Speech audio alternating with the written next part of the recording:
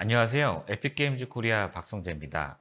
언리얼 엔진은 게임뿐만 아니라 영화, TV, 애니메이션, 건축, 자동차 등 다양한 산업 분야에서 리얼타임 3D 컨텐츠 제작을 위해 활용되고 있는 만큼 이번에 출시된 언리얼 엔진 5.4 역시 모든 산업의 크리에이터들을 위해 이제 다양한 신규 기능과 개선 사항들을 대폭 추가했습니다.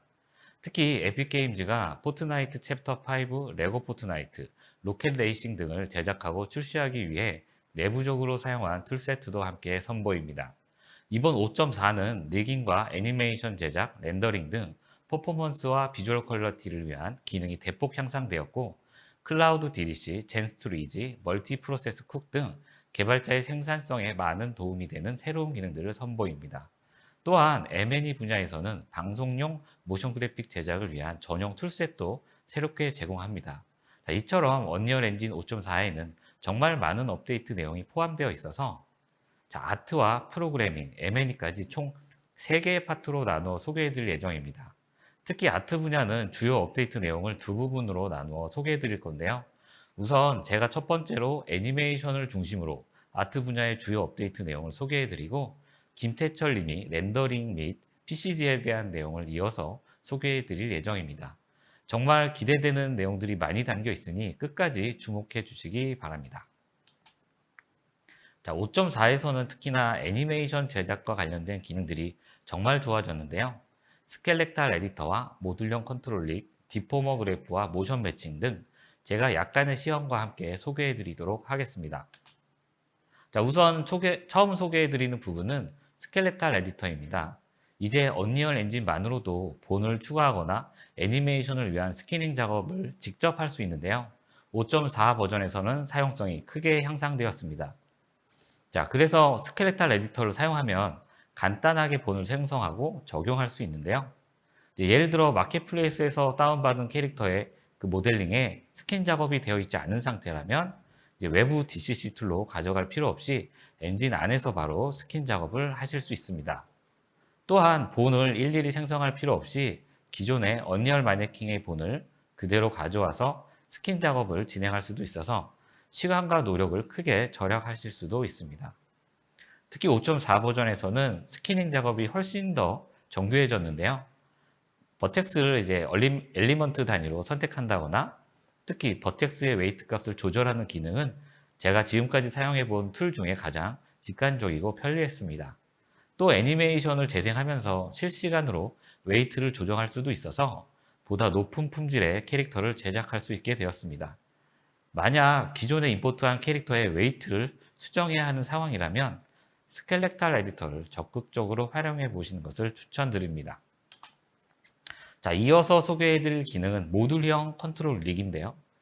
이전까지는 레벨 시퀀서에서 애니메이션 작업을 할 때 컨트롤 릭 세팅이 다소 복잡했었다고 볼 수도 있는데요. 하지만 이제는 누구나 쉽게 이 모듈형 컨트롤 릭을 이용하여 직접 부위별로 아주 쉽게 세팅이 가능해졌습니다. 저희가 기본적으로 제공해드린 모듈만 가지고도 꽤 많은 종류의 캐릭터들을 쉽게 리깅할 수 있게 되었습니다. 기본적으로 이 모듈들은 언리얼 마네킹과 메타휴먼 본 구조에 맞춰져 있는데요. 만약 다른 본 구조로 작업하고 계신다면 커스텀한 모듈을 직접 만들어 사용하시면 됩니다. 그럼 컨트롤 릭을 사용하는 방법을 직접 보여드리도록 하겠습니다. 이것은 방금 전에 소개해드린 그 스켈레탈 에디터로 제가 직접 스킨 작업을 한 믹사모 캐릭터인데요. 이걸 가지고 한번 컨트롤 릭 세팅을 해보겠습니다. 여기 컨트롤 릭이 아니라 그 모듈러 릭을 선택을 하고요. 열어보면 마우스를 여기 갖다 놓으면 스파인 모듈이 필요하다고 안내 문구가 나오고, 스파인 모듈을 드래그해서 갖다 놓으면 바로 애니메이션 시킬 수 있는 컨트롤러가 자동으로 세팅되게 됩니다. 이번에 숄더 모듈이 필요하다고 하는데요. 이번에는 암 모듈을 넣어주고요. 그 다음 손가락인데요. 이렇게 동시에 세팅도 가능합니다. 모두 세팅하게 된다면 이제 레벨 시퀀스에서 기존 컨트롤 릭을 사용하는 것과 동일한 방식으로 애니메이션 작업을 하시면 됩니다. 또 하나 보여드릴 것이 세컨더리 애니메이션용 릭 세팅입니다. 자, 기존 모듈은 이제 언리얼 마네킹 본 구조에 맞춰져 있기 때문에 꼬리본 같은 경우는 인식을 하지 못하고 있는데요. 이런 경우에는 커스텀 소켓을 만들어 주어 해결할 수 있습니다. 새 소켓을 눌러서 만들어 주고요. 이제 모듈에서 체인을 드래그 앤 드랍 하겠습니다. 자, 체인 모듈을 스파인 밑으로 두고요. 자, 부모 컨트롤에 히프를 선택합니다. 자, 이제 디테일 창에서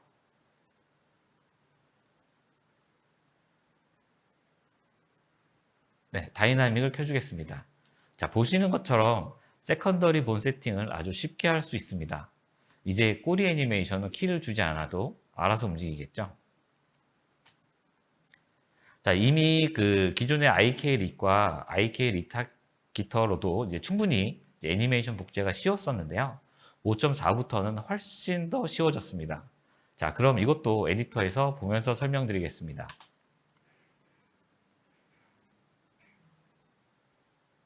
자, 그럼 복제하려고 하는 애니메이션 시퀀스 S를 찾아서 오른 클릭을 해보시면 리타겟 애니메이션이 추가된 걸 보실 수 있습니다.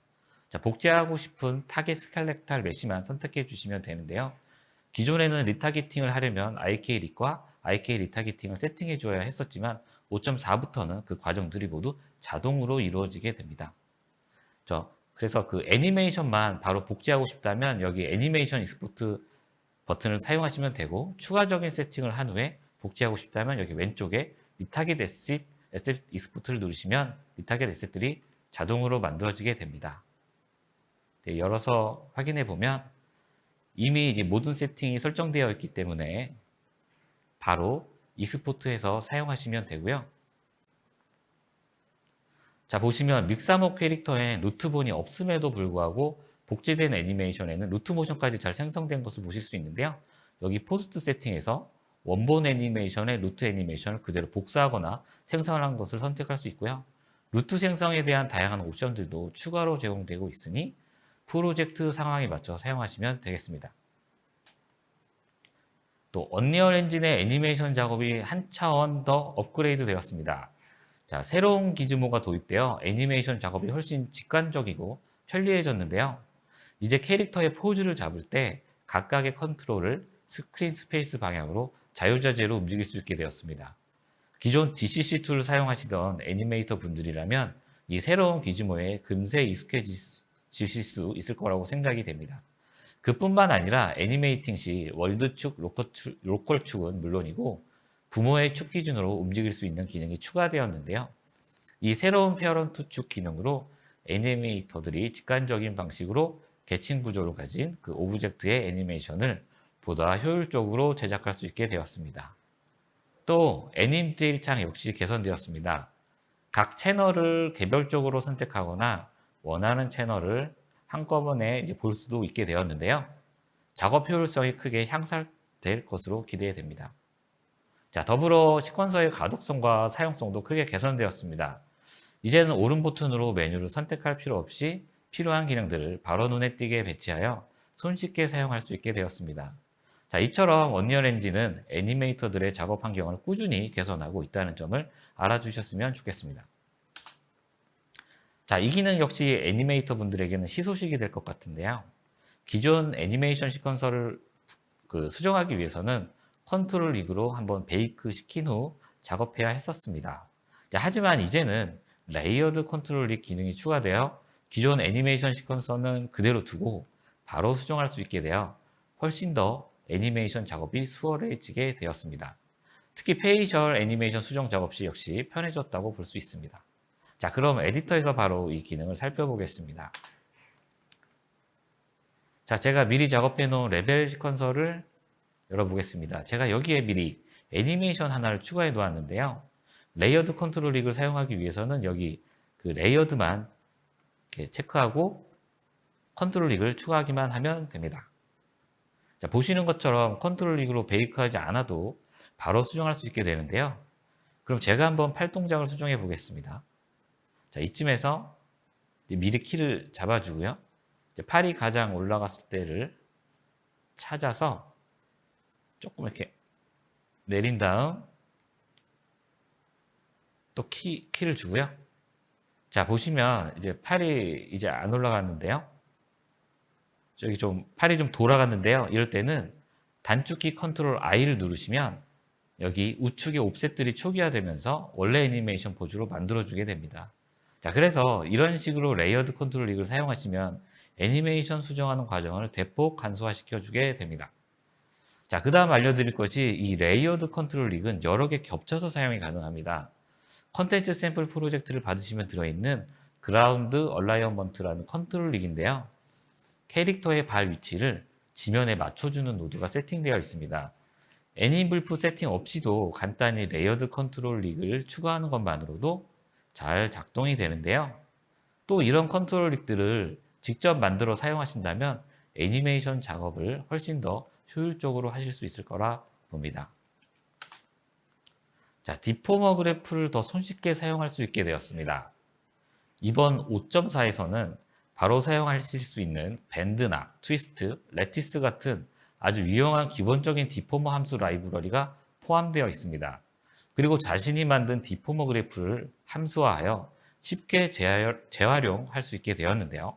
이 디포머 그래프를 어떻게 사용하는지 아직 잘 모르시는 분들을 위해서 제가 살짝 사용법을 보여드리도록 하겠습니다. 자, 우선 가장 간단한 디포머 그래프 적용하는 방법을 보여드리도록 하겠습니다. 제가 미리 세팅해 놓은 레벨 시퀀서를 열고요. 자, 아무것도 세팅하지 않은 상태에서 손을 돌리게 되면 자, 이렇게 손목 부분이 말려 들어가게 됩니다. 이제 이때 듀얼 커터니언 스캐닝 방식을 적용시켜주면 어느 정도 보정이 되는데요. 디포머 그래프를 이용해서 적용시키려면 여기 디테일 창에서 이제 저희가 기본적으로 제공해 드리고 있는 디포머 그래프를 선택만 해주시면 됩니다. 저 디포머 그래프가 바로 적용되어 손목 부분이 더 이상 말려 들어가지 않고 자연스럽게 보이고 있습니다. 사용법이 비교적 간단한데요. 트위스트나 레티스 같은 디포머들은 이런 식과 다르게 컨트롤러와 함께 조합해서 사용해야 합니다. 그래서 이번에는 레티스 디포머를 적용하는 방법을 보여드리면요. 우선 여기 스켈레탈 메시의 메시 디포머 부분에 레티스 디포머 데모를 선택해 줍니다. 네. 그리고 이제 레벨 시퀀서로 돌아가서 컨트롤 릭을 추가해 줄 건데요. 여기 스켈레탈 기준 에셋 필터를 체크 해제해 주시고 컨트롤 릭 레티스 디포머 데모를 선택해 줍니다. 네. 자, 그러면 가로 세로 높이가 각 3개의 포인트로 이루어진 릭이 추가가 되는데요. 이 파란색 포인트들의 오프셋 값이 메시를 디포메이션 해주게 되는 것입니다. 자, 초록색 릭은 이 레티스 컨트롤러의 크기와 위치를 지정해주는 조절자입니다. 그래서 지금 제가 디포머가 영향받을 영역을 대략적으로 이렇게 지정해 주었고요. 자, 입을 벌리는 애니메이션을 미리 준비해 두었습니다. 이제 먼저 컨트롤 포인트들을 움직여서 애니메이션 키를 만들어 볼 텐데요. 먼저 이제 머리랑 입 쪽 포인트들을 잡고 위로 올려서 입을 크게 벌리도록 해볼게요. 그리고 아래턱 포인트도 잡아서 입을 더 크게 벌리는 동작으로 과장해 보겠습니다.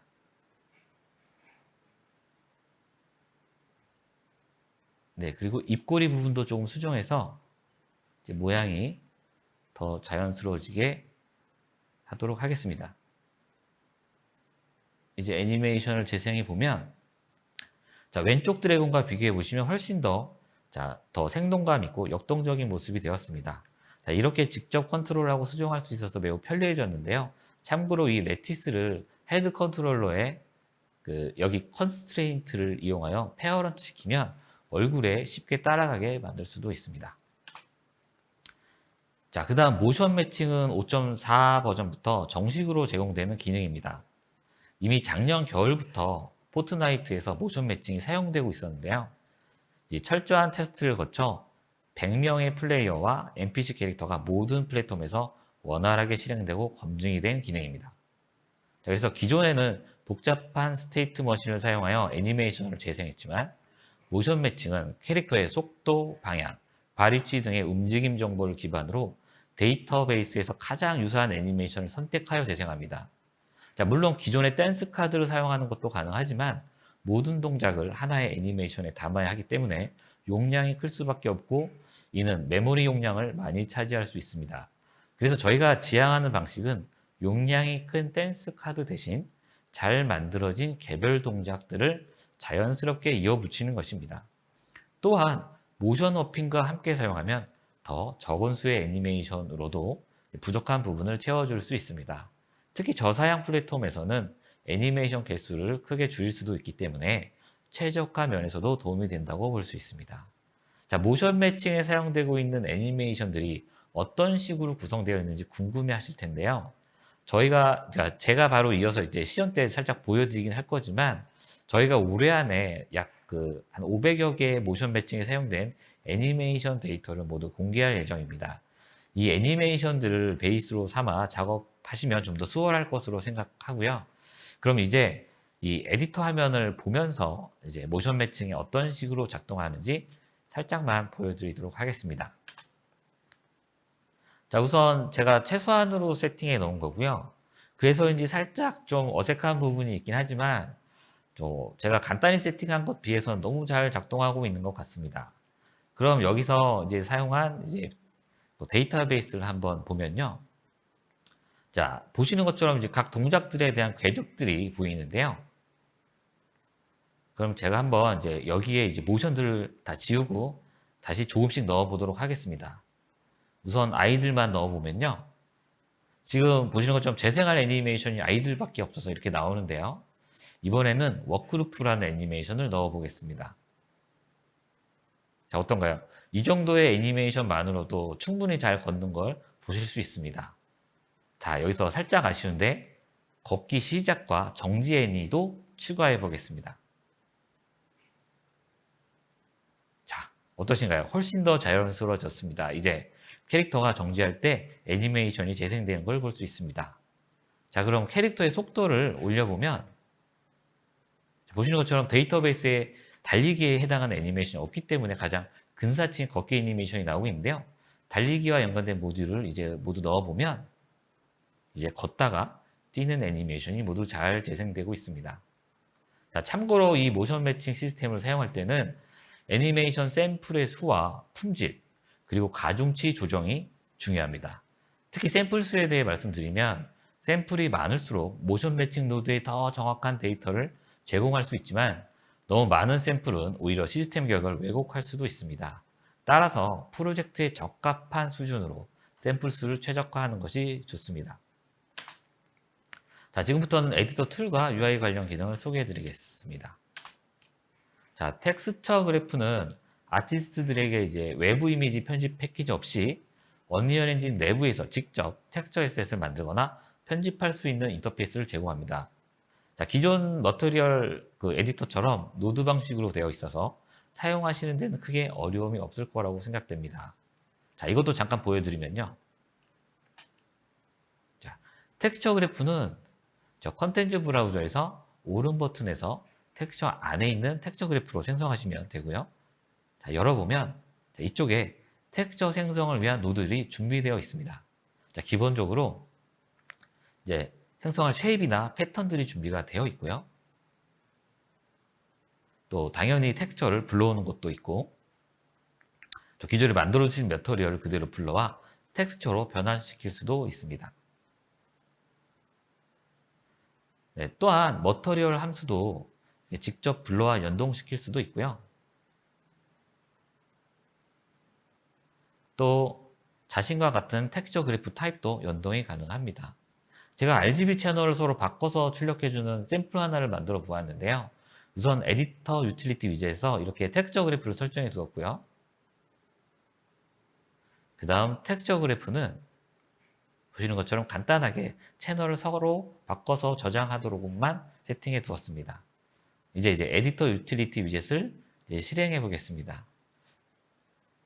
자, 변환 버튼을 누르면 여기 밑에 이제 채널이 변경되어 저장되었습니다. 자, 이렇게 텍스처 그래프와 에디터 유틸리티 위젯은 쉽게 연동하여 사용하실 수 있으니까요.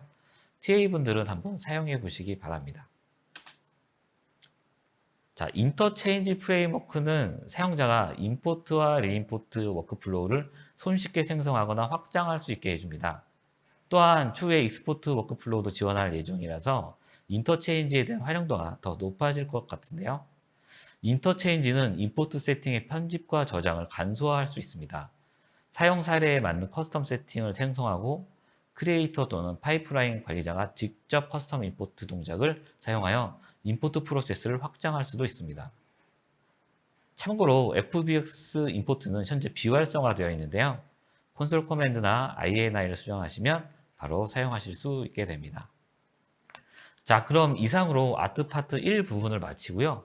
바로 이어서 김태철님께서 렌더링과 PCG 관련된 업데이트 내용을 소개해 드리도록 하겠습니다.